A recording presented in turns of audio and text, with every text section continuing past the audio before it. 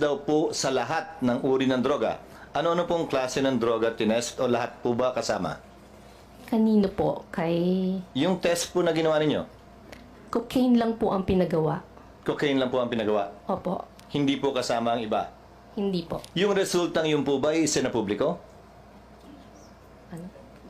Ano daw? I saw it on GMA, read it on in the papers. The results of the drug test. Is what? Particularly cocaine ang tinitest ninyo. Why cocaine? Yun po yung hiningi niya Hiningi ni nung pasyente. sinong pasyente? Si Marcos po. President Marcos. Then Senator Marcos.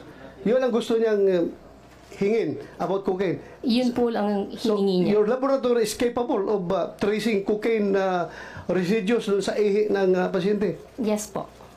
So, iba yung ginagamit nyo sa cocaine, iba yung ginagamit nyo sa shabu. Iba rin Iba po. gagamitin ninyo sa marijuana.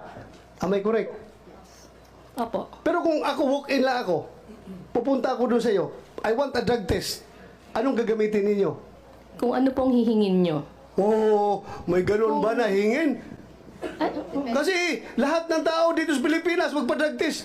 Hindi ba nagtatanong na itest nyo ako sa cocaine? Itest niyo ako sa Cebu? Itest niyo ako sa marijuana? Wala. Pupunta ako sa inyo, magpa-drug test para pag mag-negative, dalhin ko yung dokumento, nag-apply ako ng trabaho.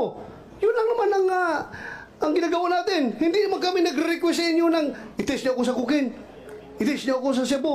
Itest niyo ako sa marijuana. Hindi pupunta ako sa inyo. Please, conduct drug test. Oh, negative. Salamat. Dalhin ko ito sa in-applyan ko ng trabaho. Oh, wala ako negative ako. Bakit in-specify na cocaine? hindi. Sure ka? Usually po Cocaine kasi. ang hiningi ng pasyente ng panahon na yun? Opo. Which is policy making. I think this fell into the cracks. Sino nagde-determine yung bumibili ng testing kits? Where is the policy coming from? Bakit sino nag-decide at nagsabing marijuana lamang at shabu? Meron pong dalawang test na ginagawa yung screening and yung confirmatory. Pag nag-positive po yung sa first screening, ito po yung isa subject for confirmatory at Sir, dito po malalaman. Sir, I agree, sir, but my question is, where is it written na pag drug test required by government, whether for driver's license or for permit to carry firearm outside of residence, you only test for these two prohibited drugs? San po nakasulat yon? Sino nagbaba ng polisiyang yon? Sino nagdesisyon po nun? O nagkataon lang? Nakasanayan lang? Wala pong ganong policy. Ganun lang, yan lang po yung ginagawa. Siguro po dahil sa additional expenses kung gagamit pa ng reagent. Why is it that it's only only the tests for shabu and marijuana is being used? Because clearly shabu and marijuana would be called the poor man's addictive drug, while cocaine would be the richer man's addictive drug. So kahit pala sa testing, pinapaboran yung mayaman kumpara sa mahirap. Di ba dapat kung nagtitest tayo, gaya ng sinabi ni Senator Bato, lahat na. But the point I'm driving at, Mr. Chairman, is kung ang gobyerno namimili ng kung anong droga ang itetest, lalo naman siguro kung yung individual na magpapatest, kung anong babayaran niya. And I remember that time, I think this test was done in November, and issues were being raised with then candidate Bongbong Marcos that these issues were raised to against him, that allegedly he was a cocaine user. And that's why, at that time, they conducted these tests to answer in light of the political, perhaps weather at that time, the issues being raised against him, although there is no legal requirement for a candidate to do a drug test. That was attempted at some point in time in our history to require a drug test. Pinipili lang yun, random ko pero pinipili yung mga mukhang adik na pulis. Ikaw. Mag-drug test ka.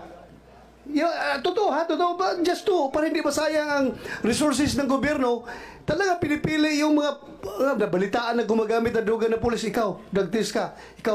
Random ito Random, purposive. Kita naman siguro niyo yung mga balita, di ba? Tingnan niyo kung gaano nila dinisregard yung legal process, yung proseso ng aming budget.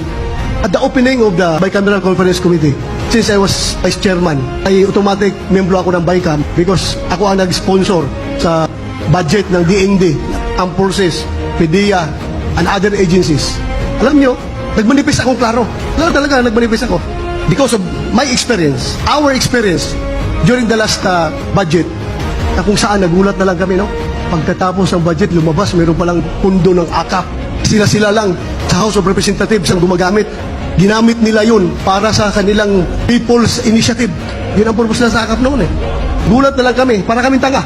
Because of that experience, sabi ko, nag-manifest ako during the opening. Sabi ko, Madam Chairman, may I manifest that before we sign the BICAM report, please give us ample time to scrutinize everything.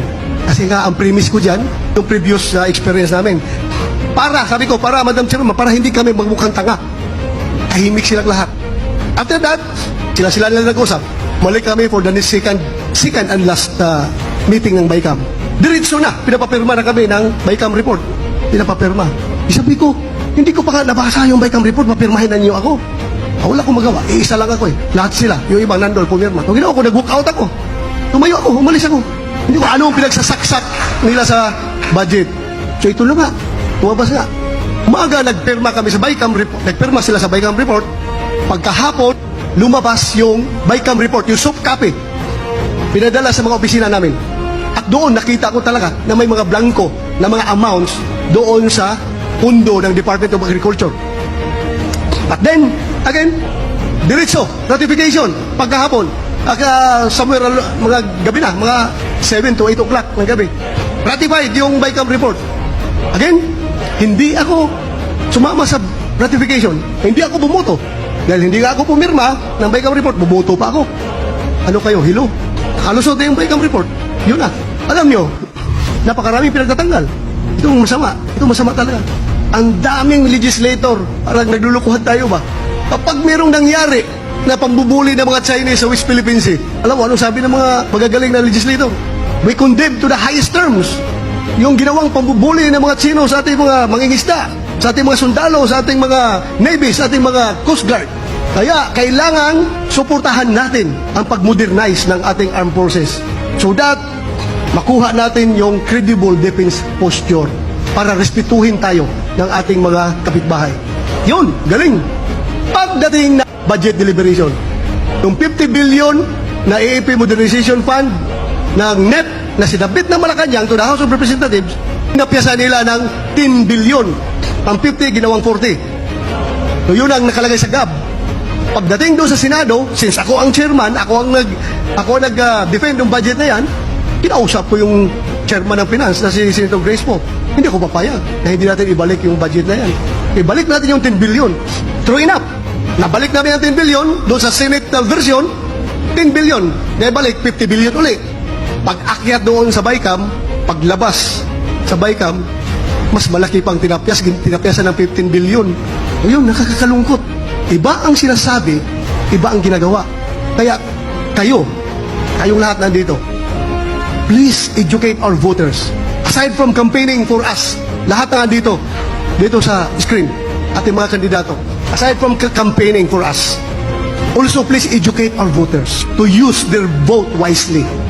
Bantayan ninyo yung mga politiko na ganyan. Ibang sinasabi, ibang ginagawa. Niluluko lang tayo. Tayo mga politiko dyan, bantayan ninyo. Bantayan ninyo yung mga tao na yan. Gamitin nila yung boto nila wisely. Dahil sa panahon lang ng halalan, tayo nagkakaroon yung pinaka-ordinaryong habal-habal driver dito sa downtown Davao City. At yung pinakamayaman na negosyante sa Makati. Yan lang ang panahon na magkakaroon tayo ng equal footing. Ang boto ng isang mayaman doon at boto ng pinakamahirap dito sa Davao City, pareho lang ang boto, counted as one. Pareho lang ang value. Kaya huwag natin sayangin. Sagrado yung ating boto. Pag tayo'y bumuto, sabihan natin ating mga kababayan, lagay na sa utak na palagi, ang kinabukasan ng ating bayan, kinabukasan ng ating mga apo.